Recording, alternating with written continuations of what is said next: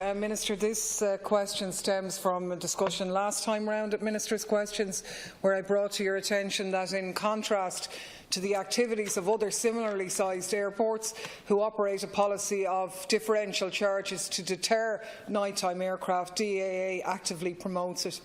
You expressed surprise at the time, said you'd look into it, so I'm wondering what proposals you now have to deal with the fact that the DAA incentivises nighttime flights. 2 minutes, Minister. As the Deputy will be aware, the DAA has statutory responsibility to manage, operate and develop Dublin Airport. I have made no proposals to the DAA in relation to airport charges, as the setting of such charges at Dublin Airport within the regulatory framework established by statute is an operational matter for DAA. The Commission for Aviation Regulation, CAR, regulates airport charges levied at Dublin Airport. CAR's determinations on airport charges take the form of price cap regulation, whereby a maximum average charge per passenger is established. Within the limits of the overall price cap, DAA sets variable annual charges in respect of specific services such as runway landing and takeoff and aircraft parking. The DAA has informed my officials, in response to your question, that discounts for departures in the 5 a.m. to 6 a.m. period have recently been introduced. And you're correct. These early morning discounts were initiated as a direct result of the capacity shortages currently being experienced at the airport. The move is designed to maximise efficiencies of the existing runway infrastructure, a stated action for all airports as set out in the National Aviation Policy published by my department in 2015. As the Deputy knows, I recently announced my intention to designate the Irish Aviation Authority, pursuant to EU Regulation 598/2014, to undertake the process to be followed when considering the introduction of noise-related operating restrictions at EU airports. The implementing legislation currently in preparation by my department, in consultation with the Office of the Attorney-General, will require the IAA to undertake a review of the noise situation at Dublin Airport immediately following commencement of this legislation. As part of this review, the legislation will require the IAA to consult with all key stakeholders, including environmental authorities, local residents and business interests, prior to making any decision on operating restrictions at the airport.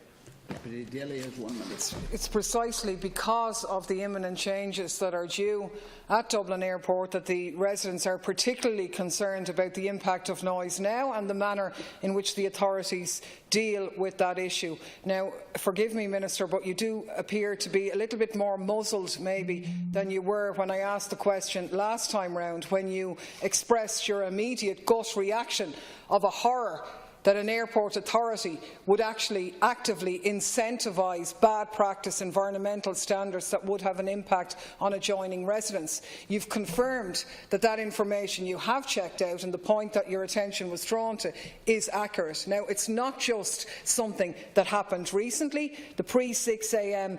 discount is now, we're being told, in place without further notice. It's being extended indefinitely. There's a Dublin Airport congestion alleviation scheme, which is slightly different. We have very noisy aircraft from Ethiopian Airlines coming on board. No noise limits, no nighttime quotas, no auxiliary power unit bans. All of these are mechanisms where you could intervene as the Minister responsible for the authority and say that's not good environmental practice, it's intruding on your neighbours. Other airport authorities can proactively use these mechanisms to have a more sustainable development. I'd put it back to you, Minister, that it is within your remit to come up with proposals. Minister, 1 minute. Yeah, I'd like to thank you, Deputy, for that. I don't feel more muzzled. If the reply is not satisfactory, I regret it. And certainly I regret the fact, and nobody, I think, has done more in terms of meeting the residents, seeing the residents, and passing on the views of the residents close to the airport as a result of what the noise regime in which they find themselves at the moment. I think the Deputy should be aware that I think this is just in the 5 to 6 a.m. period, which is debated, which arguably at night time, and it is certainly a massive inconvenience and a further inconvenience for the residents there, who have been certainly had an intolerable time in terms of noise. And that is why, as the Deputy will know, I've appointed the IAA to take over noise regulation in a totally independent way, a group which has an understanding, I think, not only of the residents, but will be obliged to consult with the residents, as the DAA has done, but also of the requirements of the airport. Thank you. And I'm looking forward to a new noise regime in the airport, because I think I've made it perfectly clear in the past that I find it very difficult to accept the attitudes sometimes of some of the state monopolies to people who are vulnerable. Deputy Daly, supplementary. The discounts are given in various blocks, Minister, depending on the various schemes, not just the hour that you mentioned, also between 2300 hours and 5:59 a.m. and so on. The point, yes, I am disappointed with your answer, because you've said you're not going to make any proposals whatsoever. And the IAA have been appointed out of the EU regulation, not out of concern for residents adjoining Dublin Airport. I would put it to you, Minister, that if you look at airports like, for example, Gatwick, take-off and landing charges vary depending on how much noise an aircraft emits.